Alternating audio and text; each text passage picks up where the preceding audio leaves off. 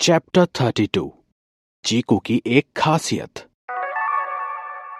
यश चिल्लाया, टीटू। उसकी आवाज ने अपना काम करा और टीटू वहीं के वहीं जम के खड़ा हो गया। वो पीछे की ओर यश की तरफ मुड़ा और शिकायत करते हुए घबराकर बोला, टीटू टीटू। लेकिन यश कुछ भी समझ नहीं पा रहा था। यश जब भी टीटू से बात करता था, वो उसके भावों को देखकर उसके कहे टीटू और टीटू टीटू के बीच में अंतर नहीं कर पाता था। आखिर भाषा उसकी कमजोरी थी। यश ने दरवाजा बंद कर दिया और अपना सिर खुजाते हुए टीटू को शांत करने की कोशिश करने लगा। टीटू, शांत हो जाओ, इस बारे में अपन चलो आराम से बात करते हैं। जैसे ही यश ने यह कहा, टीटू शांत हो गया और वापस अपने छोटी सी टहनी वाले रूप में आ गया, जैसे कि किसी ने गुब्बारे से हवा निकाल दी हो। लेकिन इसके बाद भी वो और शोर मचाने लगा कि वो यश को कुछ बताने के लिए उत्सुक हो। टीटू टीटू टीटू टीटू टीटू टीटू टीटू। यश ने यह सुनकर आह भर ली। वो जानता था कि अगर वो 2 बार बोले हुए टीटू को नहीं समझ सकता है तो कोई तरीका ही नहीं था कि वो लगातार इतने सारे टीटू को समझ जाता। क्यों ना टीटू को ये सब लिखने के लिए बोल दिया जाए। लेकिन असल बात यह थी कि वो लिख और पढ़ नहीं सकता था। वो सिर्फ यश के लिखे हुए शब्दों को एक जगह से दूसरी जगह लिख सकता था, ना कि लिखी हुई बातों का मतलब समझ सकता था। इसलिए ही वो दोनों आपस में ढंग से बात नहीं कर पाते थे। फिर जैसे ही यश के सिर में दर्द होना शुरू हुआ, तभी उसके पलंग के नीचे से एक सफेद रंग का गुदगुदा सा कुछ बाहर निकला। वो यश की तरफ कूदा और पैनी सी आवाज में चिल्लाकर बोला, यश यश यश, तुम आखिर घर आ गए। बिल्कुल उस तेज पैनी आवाज का मालिक और कोई नहीं बल्कि यश का बनाया दूसरा छोटा राक्षस था। वो कुत्ते वाला तकिया, जिसे वो चीकू भी कहता था। वो तकिया उल्टा मुड़ा और उसकी कुत्ते वाली तस्वीर सामने आ गई। चीकू की आंखें बड़ी बड़ी थी, जिस वजह से उसका चेहरा देखकर यश को और भी ज्यादा गुस्सा आ रहा था।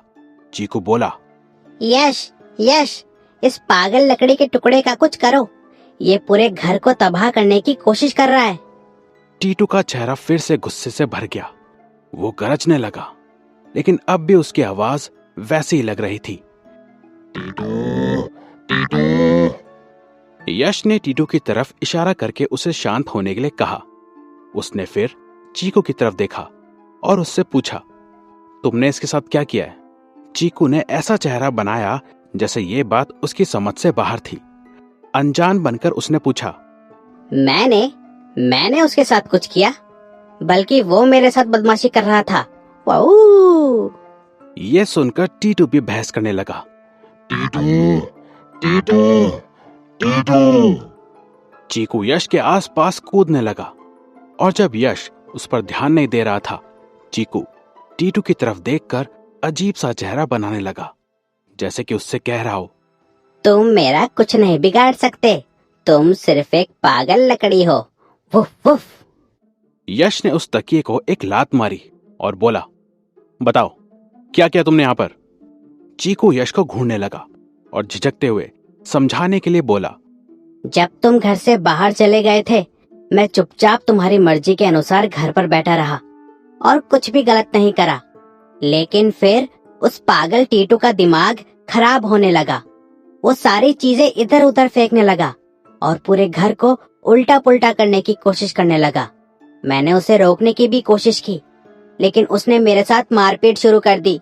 मैंने तो तुम्हारे घर को बचाए रखने के लिए सारी जान लगा दी, लेकिन लड़ाई के आखिर में मैं हार ही गया। मेरी शक्तियां उसके सामने कुछ नहीं, और इस सब का परिणाम जो हुआ वो तुम्हारे सामने है। तकिए पर बनी कुत्ते की तस्वीर ने पूरे कमरे को ऊपर से नीचे तक देखा और अपना कुत्ते वाला मुंह फुला लिया। ये सारी बात समझने के बाद चीकू ने यश को अपना सबसे शराफत से भरा चेहरा बनाकर दिखाया।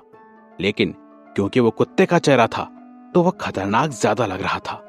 ऐसा लग रहा था कि चीकू कहना चाह रहा हो कि अगर तुमने मेरी बात पर विश्वास नहीं तो बोलो, मैं अभी के अभी तुम्हारे सामने अपनी जान दे दूंगा। यह सब देखकर यश के मन में आया, एक कुत्ते का चेहरा मुझे इतना गुस्सा दिलाने वाला कैसे हो सकता है? मैं सच में इसके मुंह पर मुक्का मारना चाहता हूं। एक बार जब चीकू ने अपनी तरफ से सब कुछ समझा दिया। यश ने टीटू को ना तो सजा दी और ना ही उस पर गुस्सा करा, बल्कि इसके बजाय वो चीकू को सचमुच बहुत मारना चाहता था। यश ने अपने मन की इस इच्छा को दबाने की कोशिश की। उसने बहुत प्रयास करा, लेकिन आखिर में वो खुद को संभाल नहीं पाया और फिर उसने चीकू को एक मुक्का मार दिया। टिशुम! उसको मुक्का मारना काफी नर्म महसूस हुआ, जैसे कि वो हवा में मुक्का मार रहा हो।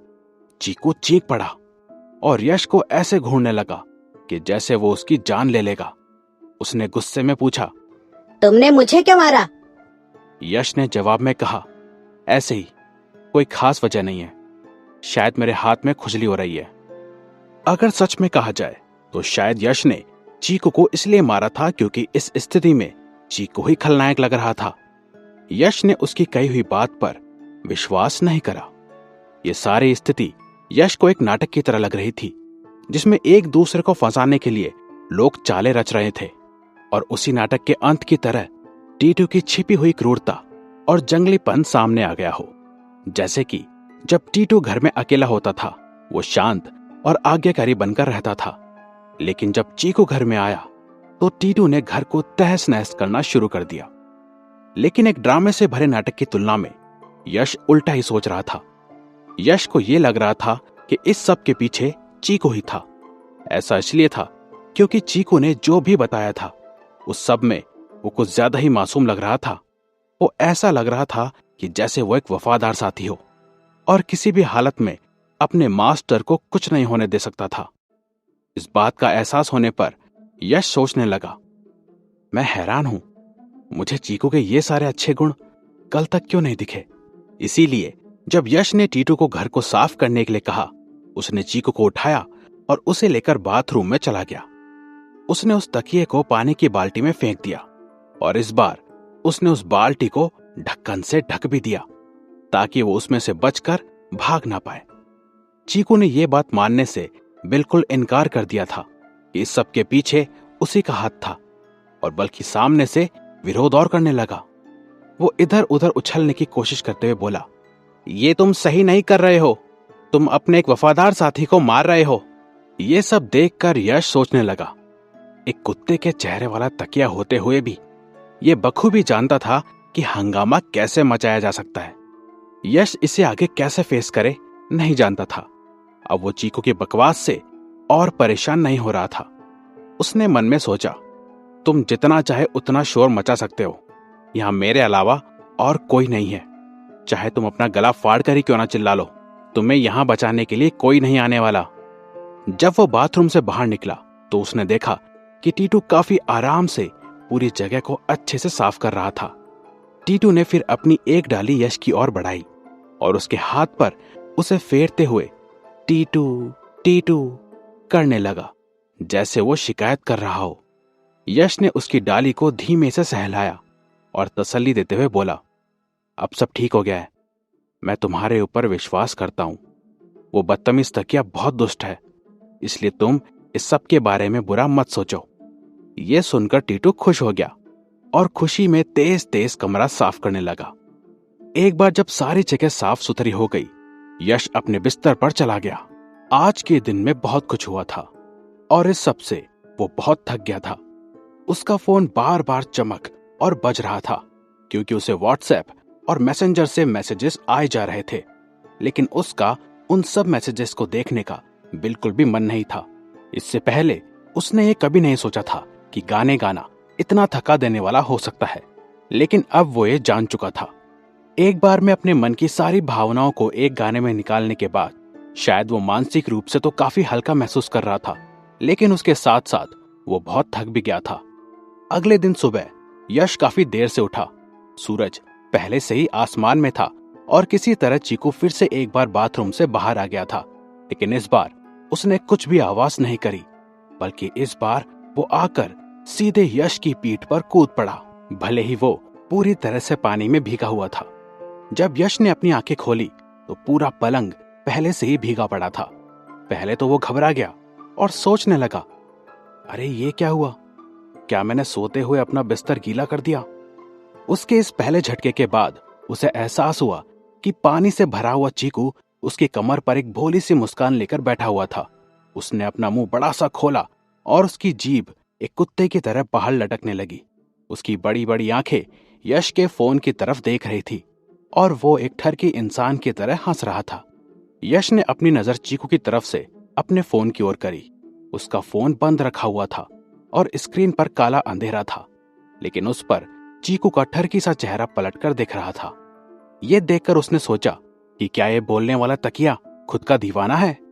यश ने एक लात मारकर उस तकिए को अपने पलंग से हटा दिया और बोला, तुम्हें पलंग के ऊपर आने की अनुमति किसने दी? तुम तो पानी से भीगे हुए हो। चीकू ने एक असली कुत्ते की तरह अपने शरीर को पूरा झाड़ा, लेकिन उस पर से कुछ भी नहीं हटा।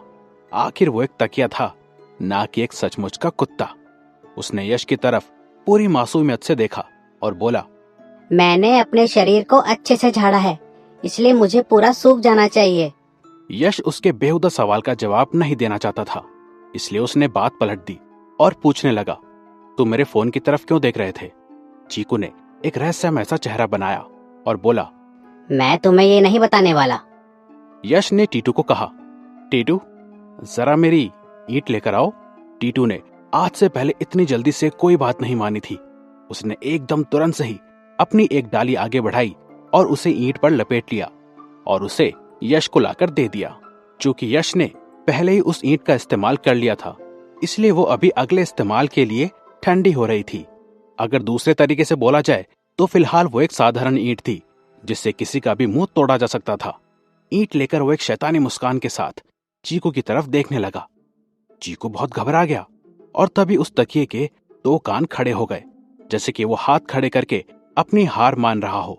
बोला, ठीक है, अब मैं हार मानता हूँ। यश ने वो ईंट नीचे रखी और बोला, अब बोलो। चीकू ने अपनी आंखें छोटी कर ली और एकदम कमजोर लगने लगा। जब उसने बोला, यश, असल में मेरे अंदर एक खासियत है। मैं सिर्फ देखकर बता सकता हूँ कि किसी चीज के अंदर कितनी क्षमता है कि वो जीवन का दान हासिल कर सकता है या नहीं। यश ने हैरान होकर पूछा, हाँ, क्या ये सच है? चीकू मुस्कुराया और सिर हिलाने लगा। जितना शैतान वो तकिया दिख रहा था, यश को उसकी बात पर शक हो रहा था। वो सोचने लगा, कहीं ये कुत्ते वाला तकिया मुझे फंसाने की कोशिश तो नहीं कर रहा है। हालांकि फिर भी उसने अपना सिर हिला दिया। उसे लगा कि उसके मन में चीकू को लेकर इतना भेदभाव नहीं होना चाहिए। उसके एक रैंडम पॉइंट ने इस कुत्ते वाले तकिए को जीवन दान दिया था, तो ये कोई इतनी हैरानी की बात नहीं थी कि चीकू के पास कोई खासियत ना हो। लेकिन फिर भी कोई फर्क नहीं पड़ता कि वो चीकू को किस तरह से देखे। उसका वो कुत्ते का चेहरा देखकर यश को बस ऐसा लग रहा था कि वो उसको धोखा दे रहा है। उसके मन में आया, क्यों ये कुत्ते का चेहरा मुझे एक खलनायक जैसा ही लग रहा है। यश ने इस ख्याल को अपने दिमाग से निकाला और बोला, अच्छा, तो फिर तुमने मेरे फोन में क्या देखा? रहस्य में डूबा हुआ चीकू बोला, मैंने तुम्हारे फोन के अंदर काफी ज्यादा संभावना देखी है। ये बहुत ही खास है। इस चीज में 80% संभावना है कि जीवन देना इसे काम कर जाएगा, और इस फोन को जब जीवन मिलेगा तो वो एकदम असाधारण होगा।